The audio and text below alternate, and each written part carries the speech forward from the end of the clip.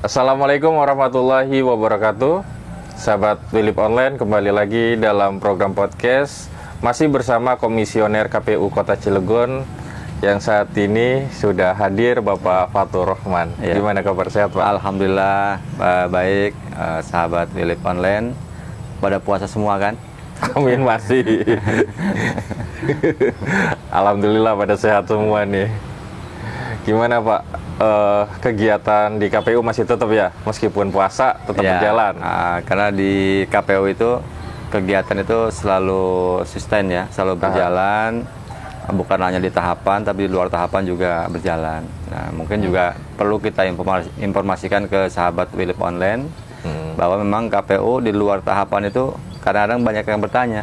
Iya. Kegiatannya apa sih gitu kan? Apa libur? Apa libur gitu kan? Nah, untuk sahabat Philip Online, di KPU itu tidak ada istilah libur ya, karena di luar tahapan itu banyak sekali kegiatan yang kita lakukan. Cuman karena kalau tahapan itu karena banyak-banyak teman-teman media yang terlibat, sehingga updating kegiatan itu mudah bagi masyarakat untuk mengikuti gitu ya. Iya. Kelihatan hidup gitu kan. Tapi setelah tahapan ini selesai, itu biasanya jarang teman-teman media main ke kantor KPU. Paling teman sahabat Philip Online palingnya. Nah, ini mungkin bagian juga komunikasi kita dengan sahabat Philip Online dengan teman media di luar tahapan. Karena di luar tahapan itu ada kegiatan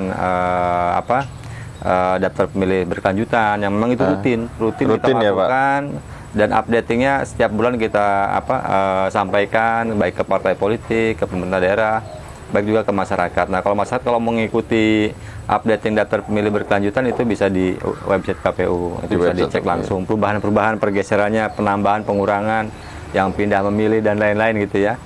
Nah, jadi yang selanjutnya yang kedua adalah kegiatan pendidikan pemilih. Nah, ini nih menarik nih Pak. Pendidikan pemilih itu kan tidak boleh putus ya. Iya. Mas, ketika tahapan sedang berjalan, pendidikan pemilih digenjot gitu kan. Tapi setelah tidak ada tahapan, berhenti. Nah, itu menurut KPU Kota Cilegon tidak pas. Yang pas itu adalah ya tidak ada tahapan pendidikan pemilih itu harus berkelanjutan. Karena dia namanya pendidikan itu sustain kan, harus sustain kan. Iya.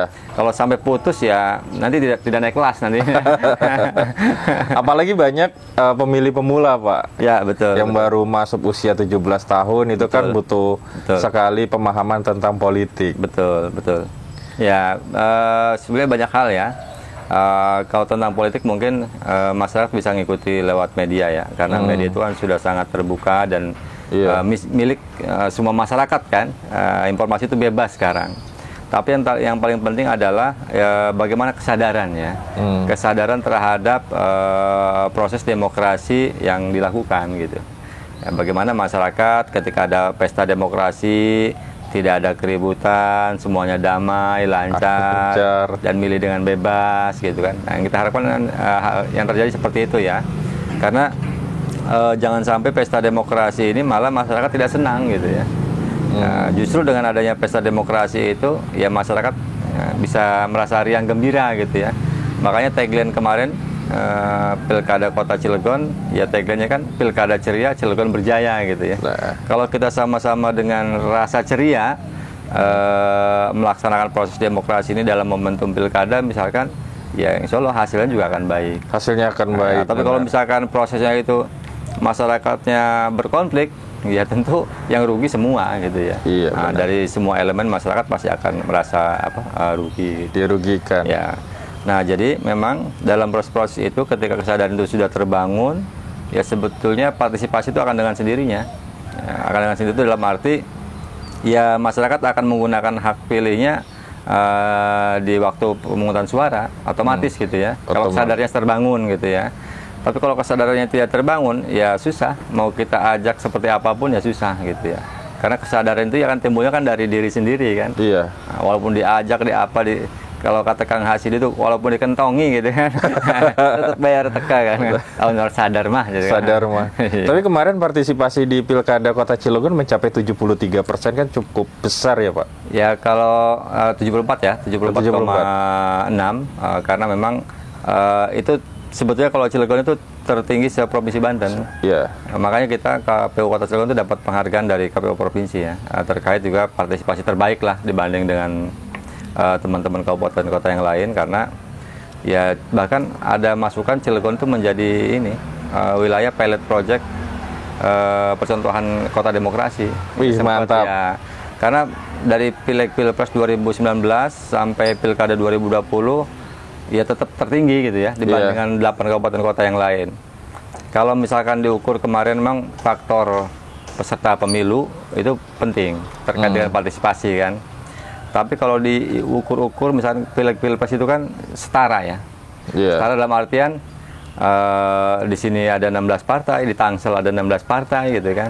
Di Kota Tangerang ada 16 partai, di semua kan 16 partai jumlahnya sama gitu ya. Kalau ngitung-ngitung peserta gitu ya. Nah, karena pesertanya sama, ya tentu proses, dinamika dan lain-lain sama, tapi hasilnya berbeda. Nah, itu mungkin yang membuat perbedaan. Karena Cilegon ya alhamdulillah kenaikannya di atas 10% semua, baik Pilpres maupun Pilkada, ya kenaikannya di atas 10% gitu. Ya mudah-mudahan ya bisa bertahan, ya minimal memang kalau untuk ke depan untuk menaikkan itu memang agak berat. Ya beratnya dalam artian waktu Pileg Pilpres itu kan partisipasinya nyampe di angka 90%. Kalau sudah 90% ya kalau udah tinggi gitu, banget itu udah tinggi. tinggi sekali. Bahkan di beberapa TPS sudah ada yang nyampe di atas 95% dari satu TPS gitu ya.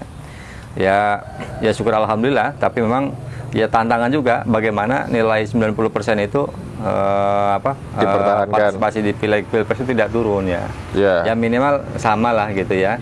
Karena 90% menurut saya ya sudah cukup baik lah ya. Sudah mewakili entitas masyarakat Kota Cilegon. Begitu juga dengan pilkada kemarin, dibanding dengan 2015 yang lalu itu di angka 63% kan di 2015. Nah kemarin di 2020 ya sudah melampaui lah di atas 70 lah ya. Target provinsi kan 70%, kita sudah di 74,6%, di level nasional itu di target 75% gitu. Ya cukup menarik sebenarnya. Pada saat pilkada kemarin ternyata teman-teman mahasiswa dari luar daerah itu pada pulang Pak, ya, demi pilkada Kota Cilegon, dan mungkin ini akan terulang lagi pada saat pemilu 2024 nanti. Ya, betul. Nah, karena memang kemarin ada perubahan di strategi sosialisasi kita. Yang pertama itu ya kita kemarin ya lebih menggunakan strategi door to door ya, door to door dari pemetaan. Karena kan teman-teman di tingkat PPS itu, di tingkat kelurahan, ya kita minta mereka juga untuk mengidentifikasi. Maksudnya yang usia di atas 17 tahun yang masih sekolah dimanapun berada gitu kan. Ya kita coba identifikasi di lokasi mana, daerah mana gitu, RT berapa gitu. Nah itu biasanya kemarin kita datangi ya, komunikasi dengan orang tuanya untuk coba dipulang menggunakan hak pilihnya. Ya itu salah satu bagian dari strategi kemarin lah gitu ya. Dan syukur alhamdulillah memang responnya ternyata memang cukup lumayan baik gitu. Banyak yang pulang untuk menggunakan hak pilihnya gitu. Iya. Saya perhatikan juga nih, ternyata KPU Kota Cilegon itu kreatif. Bisa dilihat dari sosial media, Pak. Sosial medianya itu informasinya lengkap dan beragam. Sama satu lagi, banyak lomba ternyata. Apa itu mempengaruhi juga, Pak? Mempengaruhi maksudnya orang tuh pengen cari tahu tentang pemilu akhirnya. Ya betul, itu juga memang salah satu faktor pengungkit ya, karena memang sosial media itu ya sekarang menjadi bukan gaya hidup tapi kebutuhan hidup kan ya. Iya. Nah, kalau dulu kan sosial media itu gaya hidup gitu ya, ketika kita tampil eksis kan kelihatan eksis, tapi kalau sekarang ya sosial media itu ya bagian dari kebutuhan hidup gitu. Nah, makanya kemarin kita juga memanfaatkan betul sosial media yang ada. Nah makanya itu juga efeknya ya KPU Kota Cilegon juara 1 terkait juga dengan iklan layanan masyarakat. Jadi se-Banten ini ya Cilegon itu juaranya gitu ya. Wih, mantap. Masyarakat. Ya karena memang ya itu salah satu yang sangat penting ya. Di sisi lain gerakan di bawah ya, kita di masyarakat itu ya kita juga menggunakan sistem relawan ya, namanya relawan demokrasi, dan itu mewakili dari 11 segmen kelompok masyarakat yang secara umum ada di Kota Cilegon. Ya seperti misalkan kelompok masyarakat agama, gitu kan, kelompok masyarakat muda, milenial, bahkan kelompok netizen juga ada. Kelompok marginal, kelompok yang terpinggirkan yang susah diakses gitu. Makanya kemarin ya kawan-kawan kita yang di Terminal Seruni yang suka nongkrong di sana ya kita rekrut gitu, kita ajak mereka yang melakukan sosialisasi di terminal gitu ya. Mereka menarik kalau kasih aja ya lagu-lagu tentang pemilu untuk ngamen ya, betul, gitu, di situ sangat betul model begitu. Sangat kreatif ya. Betul. Bahkan kita juga sempat mencari orang-orang yang belum pernah menggunakan hak pilih, padahal secara umur sudah memenuhi kriteria gitu ya. Ya kayak teman-teman sebagian kecil teman-teman seniman gitu ya. Ya sampai kita kejar ke sana, dan ketika ketemu orangnya belum pernah memilih, padahal usianya sudah 50 tahun, kita ajak jadi relawan gitu ya. Gimana caranya orang yang belum pernah memilih, usia 50 tahun belum pernah memilih, kita jadikan relawan gitu. Karena akan menarik kalau orang yang belum pernah memilih, dia mengajak orang lain untuk memilih, ya otomatis dia akan memilih gitu kan, menggunakan hak pilih maksudnya gitu. Nah jadi ya teman-teman juga yang sering nongkrong di mana, di taman ramah anak ya. Taman ramah anak yang dekat gedung DPRD kan banyak tuh teman-teman yang main skateboard segala macem. Ya kita masuk ke sana juga. Ya bahkan yang sering nongkrong di jam 4:30 juga, yang sering kabur kalau ada Pol PP juga kita datengin. Ya karena kalau urusan demokrasi, urusan hak itu, ya memang siapapun ya. Kita tidak bisa membedakan kelas, kelompok, golongan, ya semua harus kita harus kita datang, kita akses ya, supaya mereka nanti dengan kita akses kan minimal dengan informasi yang sampai ke mereka ya kesadaran itu akan terbangun dan hatinya akan tergerak ya untuk menggunakan hak pilih. Nah hal ini penting karena apa? Karena ya ketika rakyat itu berdaulat maka negara itu akan menjadi kuat gitu ya. Nah iya benar Pak. Kalau dulu mungkin masyarakat kan pesimis ya dulu zaman lalu lah. Zaman lalu itu kapan ya? Sebelumnya yang sudah lah. Ya, masyarakat kan ketika menggunakan hak pilihnya itu kan ya pesimis ya. Pesimis dalam artian ya siapapun yang saya pilih, wakil rakyat tetap aja yang jadi masih A gitu kan. Karena dulu kan sistemnya sistem tertutup. Ya kan? Dengan nomor urut tertutup. Nanti kita nyoblos siapapun yang jadi pasti kan nomor 1 kan. Dan itu nomor 1 itu dipilih oleh partai politik kan. Tapi kalau sekarang kan sistemnya sistem terbuka. Jadi suara terbanyak gitu ya. Siapapun orangnya mau nomor berapapun, ya ketika masyarakat memilih dan dia mendapatkan suara terbanyak maka dia akan jadi gitu. Makanya ini kan peluang bagi masyarakat untuk memilih siapapun yang memang sesuai dengan harapan dan kriteria gitu. Kriteria yang masyarakat inginkan gitu. Untuk memilih seorang pemimpin gitu. Nah, sehingga satu suara itu ya sangat penting gitu ya. Iya. Itu akan berdampak ya cukup signifikan gitu. Ya saya harap memang dalam konteks pemilu di Kota Cilegon ini ya kita pelan-pelan ke depan ya berharap ya Kota Cilegon akan semakin maju ya progres dalam penyelenggaraan pemilu atau proses demokrasi di Kota Cilegon ini, karena memang harapan beberapa orang yaitu terutama teman-teman kawan-kawan akademisi yaitu berharap ya Kota Cilegon itu jadi contoh kota demokrasi gitu ya. Makanya KPU juga sedang kita rancang ya, kita konsep gagasan percontohan kota demokrasi itu kira-kira nanti modelnya seperti apa. Ya mungkin kita juga akan komunikasi dengan teman-teman Bawaslu. Kalau Bawaslu kan biasanya bikin posko ya, posko siaga anti money politik misalnya gitu, atau wilayah. Kalau kemarin kan sempat juga launching Bawaslu itu wilayah anti money politik gitu ya, yang kita lihat di mana? Di Kelurahan Purwakarta Kecamatan Purwakarta kalau tidak salah gitu. Nah mungkin nanti KPU juga akan buat model-model ya Cilegon ini menjadi inisiasi menjadi kota demokrasi gitu. Nah langkah awal yang akan KPU Kota Cilegon lakukan yang pertama adalah ya kita akan membentuk satu titik dulu, titik kecil. Percobaan ya Pak? Percobaan di beberapa kelurahan gitu ya, beberapa kelurahan. Nanti kita akan membuat namanya ya masyarakat atau kelurahan peduli pemilu gitu ya. Peduli pemilu itu dalam artian ya dia aware ya terhadap informasi pemilu, dan ketika dapat informasi tentang aktivitas pemilu atau demokrasi, ya mereka akan menyalurkan ke kawan-kawan yang lainnya gitu. Nah, kita akan coba ini nanti ya mungkin pasca Lebaran, mungkin beberapa titik. Nah, terutama titik yang kita target adalah kelurahan yang memang sekota Cilegon itu partisipasinya paling kecil gitu ya, supaya nanti mendongkrak. Karena dulu kita punya pengalaman, dulu sebelum pemilu 2019 kita ngelihat data itu paling se-Cilegon itu yang paling kecil itu di daerah Purwakarta. Kota Bumi biasanya. Ya, Kota Bumi ya itu. Karena kan sekarang perumahannya kosong, ya, Pak. Betul. Perumahan KS. Itu saya lihat itu partisipasinya paling rendah ya. Rendah karena sebagian besar itu perumahan sebenarnya. Ya, nah, makanya waktu Pilkada 2020 itu kita genjot itu Kota Bumi sama Purwakarta itu. Ya alhamdulillah sudah melewati Kelurahan Ramanuju yang tadi yang di atas gitu ya. Ada perubahan gitu ya.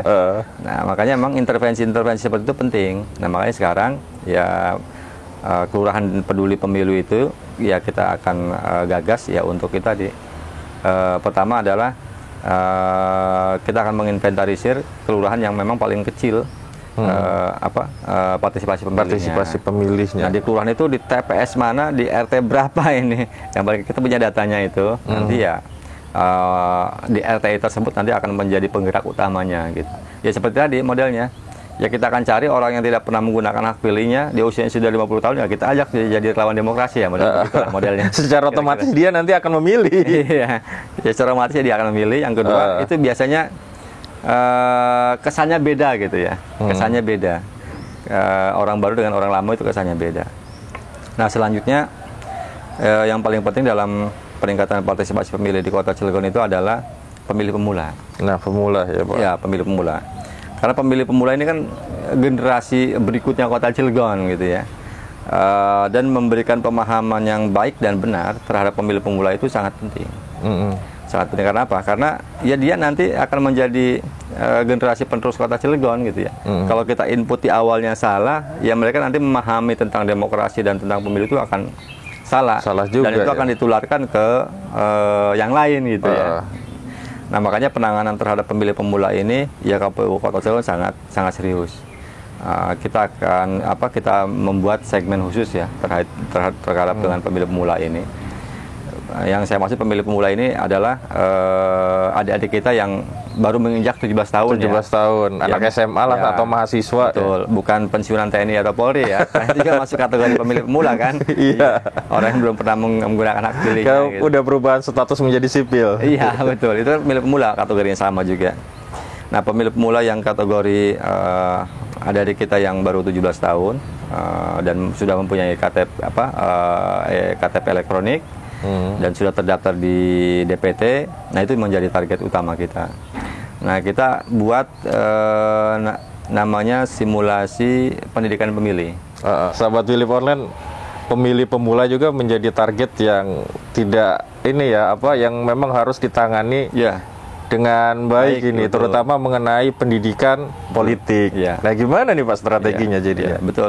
Betul, Kang Pram. Jadi memang pemilih pemula ini kalau ibarat pendidikan itu jangan sampai salah asuh gitu ya. Iya. Karena dia generasi penerus Kota Cilegon kan ke depan. Kalau penanganan kita ke mereka baik, maka nanti 5 tahun 10 tahun berikutnya ya hasilnya akan baik gitu. Nah, makanya kita buat 2 model ya untuk penanganan teman-teman pemilih pemula. Yang pertama kita buat simulasi tentang pemilu. Jadi teman-teman muda atau adik-adik yang masih SMK ya, SMA, remaja ya, teman-teman OSIS itu bisa mengirimkan surat ke KPU ya. Kalau ingin tahu tentang pemilu secara utuh, nanti KPU akan buat pendidikan khusus. Jadi mulai dari kita menjelaskan tentang sejarah pemilu, mulai dari awal, kapan pemilu pertama dilaksanakan, prosesnya bagaimana, panitianya bagaimana, sampai pada proses sekarang. Terus yang kedua, nanti teman-teman akan juga dapat simulasi. Simulasi itu mulai dari pemungutan suara, bagaimana KPPS bekerja, gitu, bagaimana rekap suara, kotak suara dan lain-lain, dan itu akan secara utuh. Nah, ini sudah beberapa sekolah yang sudah ini melakukan sekolah bersama dengan KPU di Kota Cilegon ini, dan kita harap ya yang lain juga nanti ikut serta ya dalam proses pendidikan pemilu di Kota Cilegon. Nah, itu tahap pertama. Nah, yang kedua itu KPU juga berkunjung ke sekolah-sekolah secara langsung, menyampaikan pendidikan pemilih melalui metode brainstorming, ceramah gitu ya. Kalau yang tadi kan memang betul-betul dalam bentuk seperti sekolah gitu ya, sekolah singkat lah, apa namanya, short course lah, kursus singkat gitu ya, tentang kepemiluan gitu. Dan itu ada door prize-nya untuk teman-teman. Wah, itu menarik gitu nih ya. Kalau ada door prize-nya. Ya, dulu kan teman-teman SMK 1 kan, Aliyah Al-Bustania dan lain-lainnya sudah banyak lah yang ke KPU gitu. Ya, door prize-nya tidak besar ya, cuma pin gitu.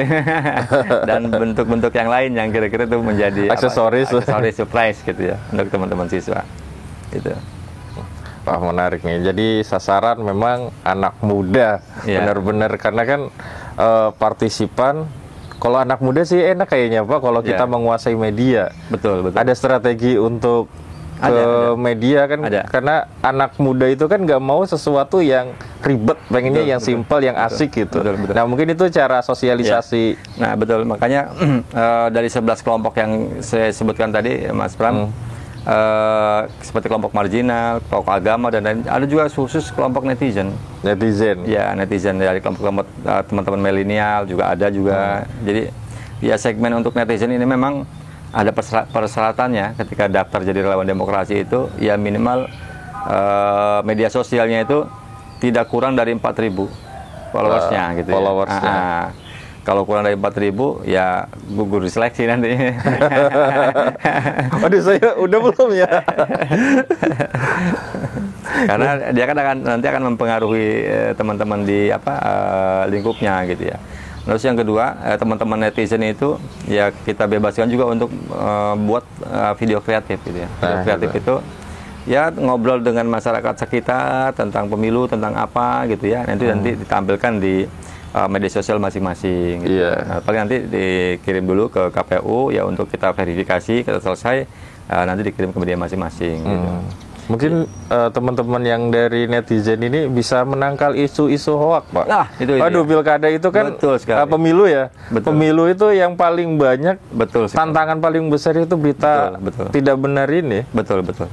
Dan itu yang juga mempengaruhi berita hoax itu, yaitu yang mempengaruhi tingkat partisipasi juga sebetulnya. Ya, ketika masyarakat salah informasi, dia menjadi pesimis. Pesimis itu dalam artian ya untuk apa saya menggunakan hak pilih gitu. Iya, udah diatur atau apa gitu ya. Gitu. Atau KPU-nya curang misalnya, yang paling sering kan berbicara kan KPU-nya curang gitu kan. Nah, makanya proses-proses pemilu itu ya keterlibatan masyarakat itu bukan hanya di tahapan ya semua aktivitas KPU itu ya kita harus terbuka gitu ya. Bukan hanya di pemungutan suara, partisipasi itu ya dengan muncul angka sekian persen gitu ya. Tapi di semua tahapan ya masyarakat harus terlibat, karena pesta demokrasi itu bukan hanya milik KPU, milik partai politik, ya milik semua unsur masyarakat, karena biayanya juga kan dari masyarakat gitu. Iya benar. Baik Pak, statement closing deh. Sebelum obrolan kita berakhir, apa yang bisa disampaikan nih untuk masyarakat atau pemirsa Willip Online? Terima kasih Mang Pram, sahabat-sahabat Willip Online. Terus kita jaga proses demokrasi di Kota Cilegon ini yang terbaik, supaya kesejahteraan ekonomi masyarakat Cilegon tetap tumbuh dengan baik juga. Menarik kan obrolan kita kali ini. Semoga nih teman-teman sahabat Willip Online lebih peduli lagi lah tentang pemilu.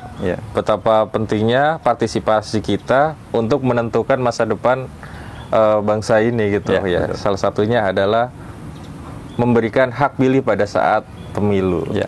Terima kasih nih Pak sudah datang, sudah mampir ke Willip Online. Mas Pram ini.